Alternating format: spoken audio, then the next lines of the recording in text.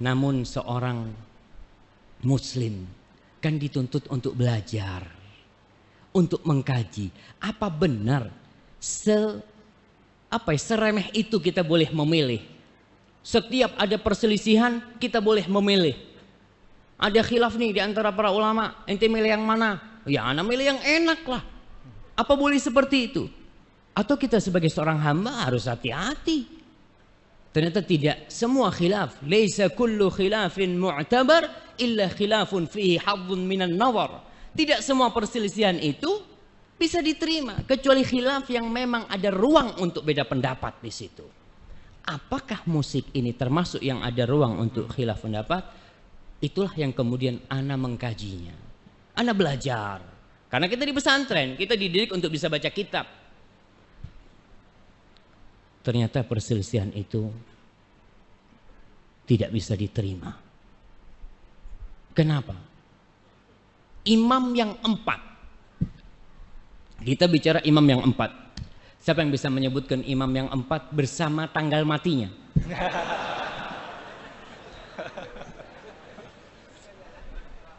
Nah, masa nggak ada mah? Oh, ada tuh di sebelah sono. Fadhal. Imam yang pertama Abu Hanifah 150 Hijriah, alhamdulillah. Yang kedua Imam Malik bin Anas 179, betul. Anak koreksi betul nggak anak lihat di sini. Nah, fadhal. Nah,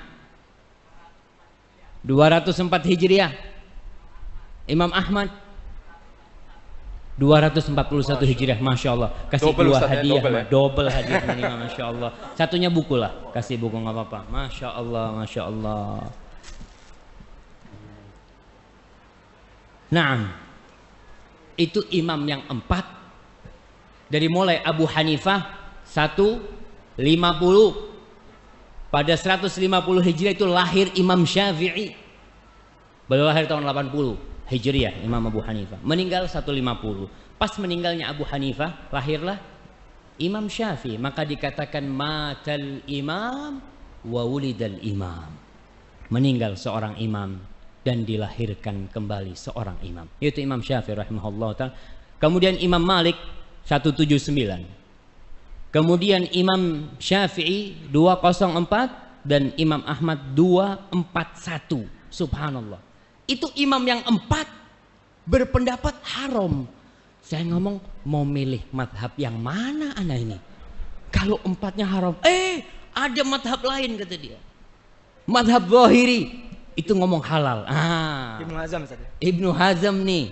Ibnu Hazm ini menyatakan halal.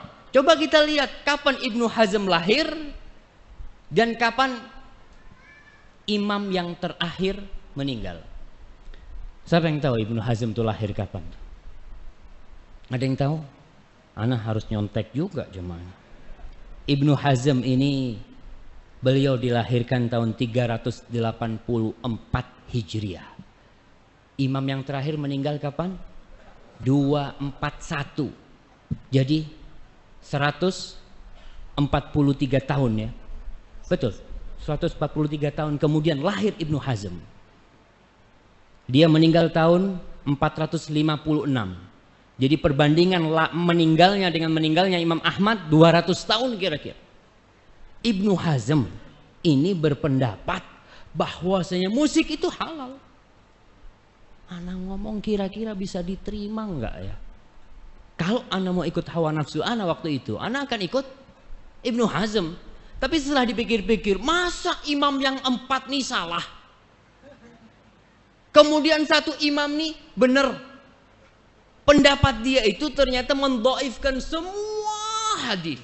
Dia mengatakan dalam kitabnya Al-Muhalla Ibnu Hazm yang menyebutkan kira-kira 21 hadis tentang musik.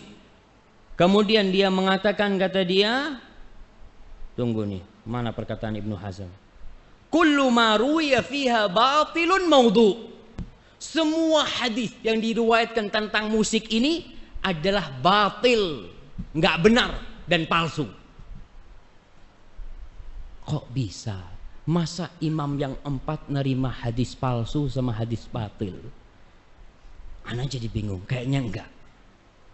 Maka kita lihat nih, bagaimana pendapat ulama tentang hadis-hadis yang katanya Ibnu Hazm semuanya batil dan palsu.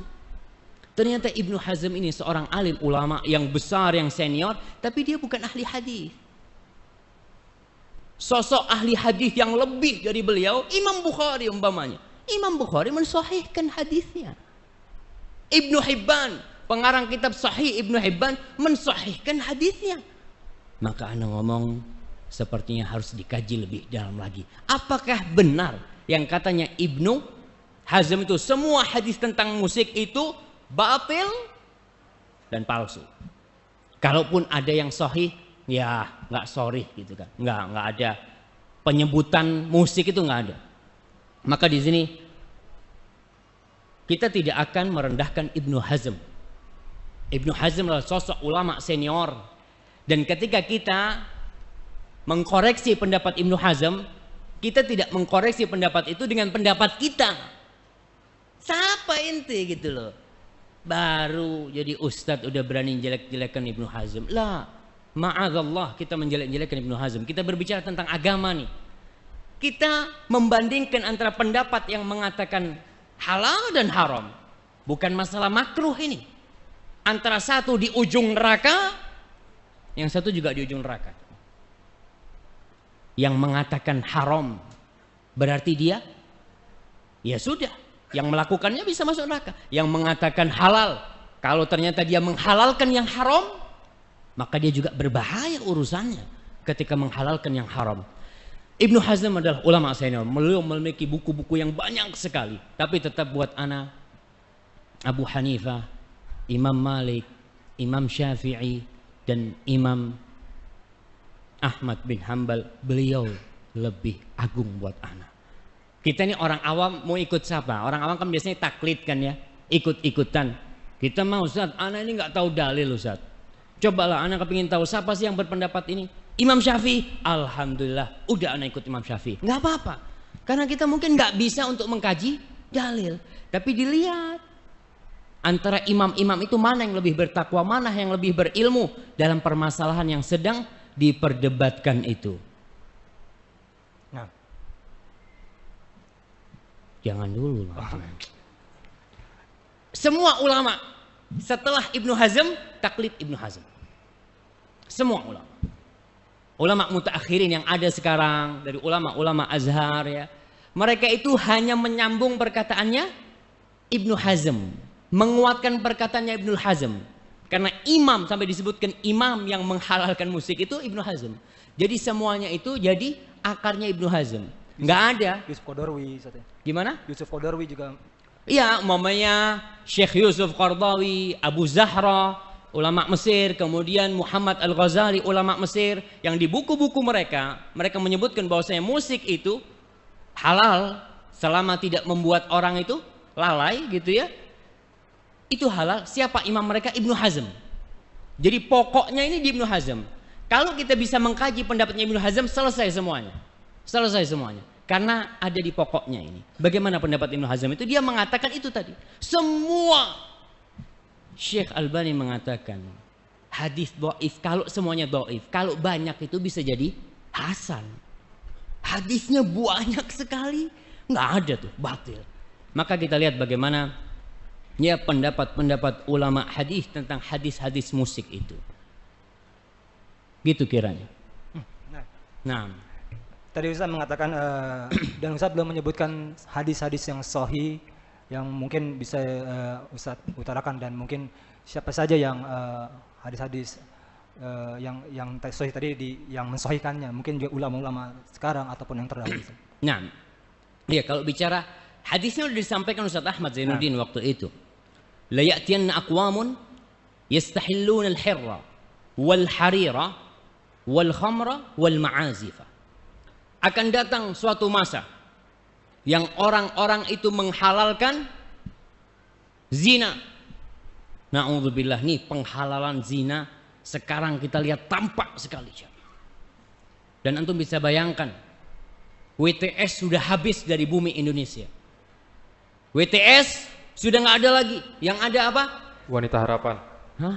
Wanita Harapan tuh. Ana sampai bingung itu. Ketika seorang mengatakan, ente kerjanya apa? Ana Wanita Harapan. Keren banget kerjaannya mas. Siapa yang nggak mau jadi harapan? Penghalalan itu mulai. Orang ketika tahu WTS, wanita tunasusila, mau nggak mau dia suatu saat akan bertobat. Karena dia tahu ana nih tunasusila nih. Yang ana lakukan nih haram. Tapi dibikin tuh supaya nggak jadi haram. Ente itu PSK. Apa? Pekerja seksual komersil. Antum nggak hafal? Masya Allah. Nggak apa-apa. Iya, itu yang terjadi. Nggak ada tuh sekarang yang namanya pelacur. Yang ada PSK, Wanita Harapan. Ini salah satu bentuk ya menghalalkan akhirnya. Orang yang awalnya dia mau tobat, nggak mau tobat. Kenapa? Orang saya ini menghibur Ustaz. Saya ini menyenangkan kaum lelaki Ustaz. Na'udzubillah min dzalik. Kemarin sudah ditutup tuh doli ya. Kita alhamdulillah bersyukur sama Allah Jalla Jalaluh. Semoga semua tempat-tempat kemaksiatan ditutup. Yastahilun al-hirra wal harir. Mereka menghalalkan harir, sutra. Kemudian wal khamra, minuman. Bagaimana? Saya ingin katakan bahwa saya menghalalkannya ini bukan mereka yakin itu haram, bukan. Mereka menghalalkannya itu karena ada syubhat. Orang yang menghalalkan musik, kita tidak mengatakan dia kafir, tidak. Karena dia menghalalkannya menurut dia. Ini hadisnya masih lemah. Kan segala sesuatu itu halal kecuali yang ada dalilnya. Ketika dalilnya lemah, anak rasa anak nggak mau ikut gitu kan. Apakah benar seperti itu? Ini hadis mengatakan mereka akan menghalalkan zina, sutra bagi kaum lelaki. Kemudian yang ketiga, khamr. Khamr itu sudah nggak disebut minuman keras sekarang. Di Arab itu disebut namanya al-mashrubat ar-ruhaniyah. Minuman rohani. Itu orang kalau minum, ente minum apa ini? Minuman rohani. Biar ente tenang gitu kan. Orang kan, oh coba gitu kan. Na'udzubillah. Itu orang menghalalkan itu. Dan yang keempat, wal ma'azifa. Ma'azif itu jam'u mi'zaf. Jamak dari mi'zaf. Mi'zaf itu artinya alat musik. Subhanallah. Dan ini salah satu jawami'ul kalim yang diberi Rasul SAW. Beliau mengucapkan kata-kata yang ringkas, tapi maknanya luas sekali. Beliau tidak mengatakan yang haram itu gendang, yang haram itu tombur, yang haram itu piano, enggak. Ma'azif. Karena memang banyak alat-alat musik yang tidak ada di masa Rasul SAW. Yang terjadi selanjutnya, Ustaz, hadisnya ini katanya Ibnu Hazm dhaif, sama palsu. Enggak palsu kalau hadis ini. Ibnu Hazm mengatakan hadisnya mu'allaq. Mu'allaq itu yang tidak disebut perawinya. Bukhari menyebutkannya dalam sahihnya, tapi dia tidak menyebutkannya secara musnad. Sanadnya lengkap enggak. Ada yang terputus. Oke, Imam Bukhari menyebutkan itu dengan sighatul jazm. Yang pasti dia meriwayatkan hadis itu. Dan kemudian kalau dikatakan putus, oke. Imam Bukhari tidak menyambungnya. Tapi ulama hadis bukan hanya Imam Bukhari. Perawi-perawi hadis itu banyak sekali. Imam-imam itu. Oleh karena itu Ibnu Hajar al-Asqalani yang bermadhab Syafi'i, dia menyambungkan sampai dari 9 jalur. Hadis itu bersambung sampai Rasul SAW. Dan terbukti hadis ini diterima oleh ulama-ulama madhab yang 4. Dijadikan itu sebagai patokan. Kenapa mereka berpendapat musik itu haram. Siapa aja yang mensahihkan Ustaz? Anak kepingin tahu. Kalau antum kepingin tahu nih, anak sebutinnya. Yang pertama mensahihkan Imam Bukhari dengan dia menyebutkannya dalam kitab Sahih Bukhari. Yang kedua Ibnu Hibban. Ibnu Hibban ini ahli hadis yang mengarang kitab Sahih Ibnu Hibban. Yang kedua Al-Ismaili, dia juga menyusun Mustadrak kalau nggak salah, yang bersambung, hadis-hadis yang bersambung kepada Rasul SAW. Kemudian Ibnu Salah Asy-Syafi'i yang madhabnya Imam Syafi'i. Kemudian yang kelima Imam Nawawi.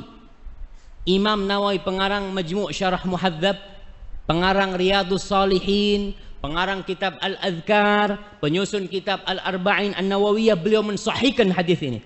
Kemudian Ibnu Taimiyah Al-Hambali, dari mazhab Hambali, beliau juga mensahihkan. Kemudian Ibnul Qayyim Al-Hambali, kemudian Ibnu Katsir Asy-Syafi'i, kemudian Ibnu Hajar Al-Asqalani, kemudian Ibnul Wazir As-San'ani, kemudian As-Sakhawi, pengarang kitab dari hadis, kemudian Al-Amir As-San'ani. Itu ulama-ulama besar dalam ilmu hadis. Dalam ilmu hadis, semuanya mensahihkan hadis tentang musik. Kok nggak diikutin mereka? Kok pada ikut Ibnu Hazm, ulama-ulama sekarang? Kalau kita disuruh milih, maka pilihlah yang ahli. Ibnu Hazm, beliau ahli dalam usul, dalam ilmu usulul fiqh, mereka memang ahli. Bahkan buku-bukunya Al-Ihkam, fi Usulil Ahkam, Al-Muhalla, itu buku-buku tentang usul fiqh, tentang apa ya, pokok-pokok permasalahan fikih. Itu kitab Ibnu Hazm. Beliau mengarang banyak kitab, tapi beliau tidak lebih senior dari Imam Bukhari, tidak lebih senior dari Imam Ahmad, tidak lebih alim dari Al-Asqalani dalam masalah hadis. Antum kalau mau betulin motor antum, jangan berangkat ke tukang jam. Tukang jam, dia pintar Ustaz untuk reparasi. Betul, reparasi apa dulu? Kita tidak, betul dia alim, tapi di babnya, di keahliannya. Tapi kalau antum mau betulin motor, ya tanyalah paling enggak sama tempat-tempat yang memang khusus.